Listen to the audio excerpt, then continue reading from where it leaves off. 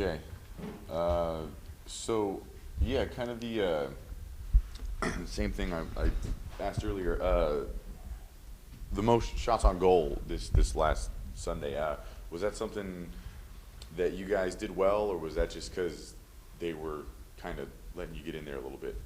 No, I think it's something that, like Matt said, we've focused on over the last 2 or 3 weeks. We've done very well defensively this season, and I think the attacking piece to get in behind teams and go at teams a little bit more. We want to score more goals as well as continue with the defensive record. So it is something that we have helped prepare the team to be more efficient in over the past 2 or 3 weeks, and I think it definitely paid off on the weekend. I think Charleston did, to be fair to them, a good job, and I think they were a bit lucky as well. I think the game could have been 5 or 6. We hit the post 3 times in the game, which sometimes the ball doesn't bounce all the way in your favor. Like Matt said, I think we had 10, 11 shots on frame as well as 20, 21 total, which were both highs for the season. Again, I think it could have been 3, 4, 5, and no one would have walked away, been surprised by that. I think their goalkeeper made 3 or 4 very tremendous saves at the same time. So it has been something we focused on, and I think it definitely did show on the chances. It didn't show on the score sheet, I think, and how many goals were scored. But I think it's chipping away at that and having a positive impact every time you do that. And hopefully we continue with that many shots, because if you have that many shots, more and more goals are going to go in. What's it like working with Steve? Oh, it's tremendous, to be fair. I mean, Steve has been influential in my career. We were together at the Galaxy, and he provided me that opportunity there, and I learned a lot there 7, 8 years ago as a very, very young coach in this country. And when he called and presented this opportunity to myself, again, I'm very loyal to Steve. He's done a lot for my career, and I think he's one of the best coaches in this country, one of the best coaches that I've ever been around. So I think it's definitely a privilege, to be in this type of environment. I think this university is a great environment for our student athletes, and being back around Steve after, excursioning abroad, at a couple of different places the past 7 or 8 years, is kind of seen it go full circle for myself. How do you like the environment of Cal Poly soccer? Yeah, this is, to be fair, I've lived in a lot of places in the world, and this is definitely one of the most beautiful places, to live. It's probably one of the smallest places that I've ever lived, but my family enjoys it. I enjoy this campus. I think this is a tremendous college city. I think the university resources here on this campus, it is a very welcoming place. I think they want nothing more than to see their student athletes succeed here, and they will do everything possible to make that happen. And for a coach who's responsible not only for the academic piece, to make sure these student athletes, have the ability to get an education as well as do what they do well on the field. I think for a recruit or a student athlete that has been here for the last couple of years, there's very few places that are this unique like this in this country that have, I think, all the pieces to be a great, successful program. After Loyola, you got conference play. What's kind of the most important things you guys do this Sunday to, make sure all the T's are crossed and I's are dotted before conference? Well, if I don't say that I'm only focused on the Loyola game, my boss may be upset at me. So I am only focused on the Loyola game. That's my responsibility within the group. But as a build-up match or a precursor match to conference, what I would say is I think we want to be efficient for 90 minutes. I think we have, like Matt said, we have defended, and our record shows we've defended as one of the best teams in the country thus far. So I think going there with a mentality of defending very well and not giving anything to the opponent, I think is one goal. As well as, I think, continue to build off the number of opportunities we created this past Sunday would be another goal. And I think just to be cleaner in certain aspects of the game over the course of the entire 90 minutes. We played very, very well, maybe some of the best soccer we played all season at UCLA for 60 minutes. We had the ball bounce a couple of wrong ways, to be fair to us, that the wrong thing happened at the wrong time, where I think it gave UCLA a bit of confidence. I think we want to avoid those moments, and I think we have a very good opportunity if we take 2 or 3 of those things and apply them this weekend. I think we will be as prepared as we could have been going into the conference as any other team in this conference is.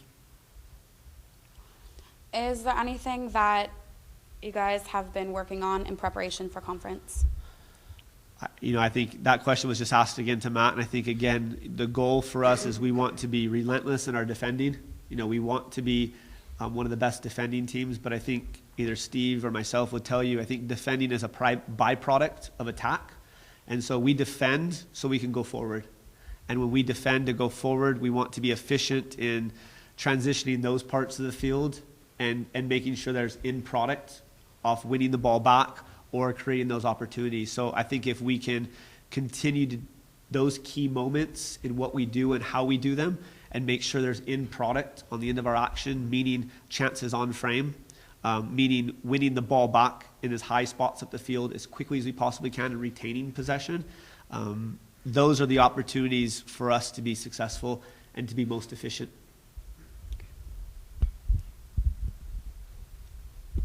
Could you talk a little bit about your own background, where you played and where you've coached before you ended up here?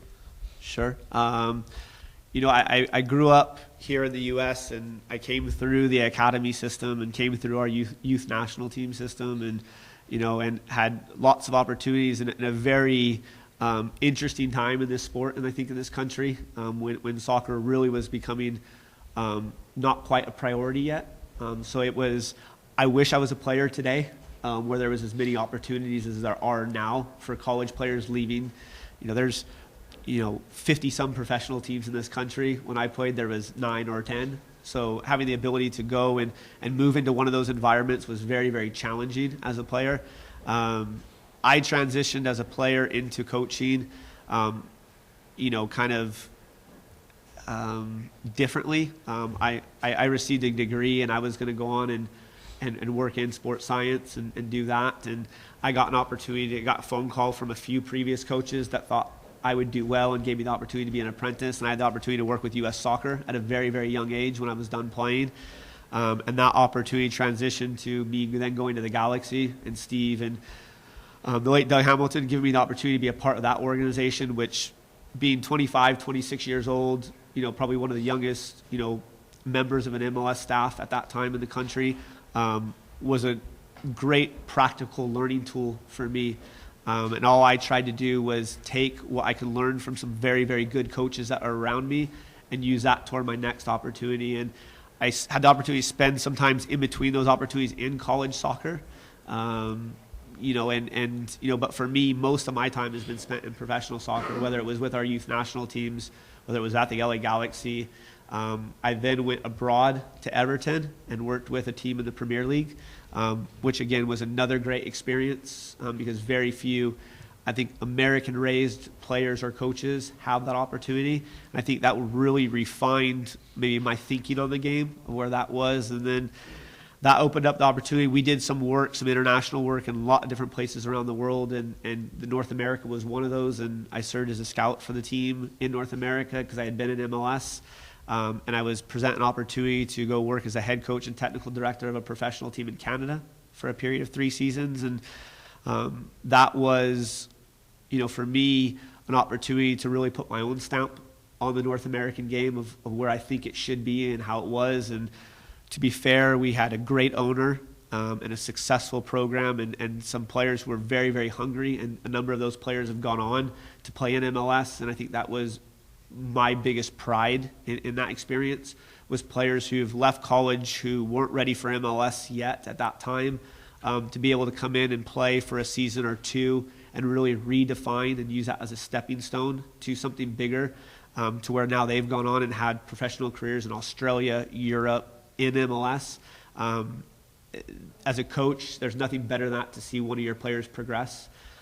So I've had a lot of unique experiences, I think, at all levels of the game here in North America and abroad. And so when I look at the game, I try and counter it, and Steve does it very, very well, better than, like I said, I think anybody else. And so to be able to come in him and work off his strengths and try and add value to the program here, I think I have a lot of experience to hopefully add to a burgeoning college recruit or a current player in our program to help them either be very successful as a student athlete for this university or to move on if they have the desires and the ability to go be a pro here or abroad. Last question. Based on your experience, what do you think of the talent at Cal Poly? Yeah, I think it's something that there was a group of players that we definitely inherited here. And I think what Steve has really stressed is that there has to be a cultural change in what we're trying to do here. And we've worked really hard on that over the last 6 to 8 months. The players here, we're a different staff than I think what was here previously. And we have a different way of thinking and maybe doing things. Not to say that what was done here previously was right, wrong, or indifferent. That was their way. Every coach has a different way, and our way is slightly different in our mentality. And so we have some very good players here. Matt is one of those. Chase is one of those. Wade is another one. And Kip Colvey, I know Steve has said it. I think he is, like I said, one of the most underrated Division I college soccer players in America. But we have 4 very good seniors that I think all have professional aspirations. That I think, in my experience, if I was still a professional coach, and Steve was here, I would probably be ringing him and having conversations about each one of those players because I think they can contribute to the next level of this game. But I think we also have players, Cody Wakasa for me in a new position, I think has done tremendously well this season for us. We have a number of transfers that are Division I players that I think have done well for us. We have some sophomores, and we have a couple freshmen that have played a lot of minutes already for us. So I think we have a good balance, is what I would say right now. I do believe that we can get better in certain areas, and we're working very hard at that. And in doing that going forward, I think this will be a program who's having a very good year this year, that will hopefully continue to have a good year, that will go on to, I think, draw exceptional talent from a recruiting standpoint going forward because of where we are and what we're doing and who Steve is. And I think his ability to really help a player progress from being an academy player to a college player to a professional player. There's only one place when I go speak to recruits so they can come and play for a former national team coach at over 200 colleges in the country. This is the only place in America that you can do that. And if you're a recruit out there that has the aspirations to be a pro and wants to come and get a tremendous education at the same time, I don't think there's any better place to do that than here at Cal Poly. Thanks, guys.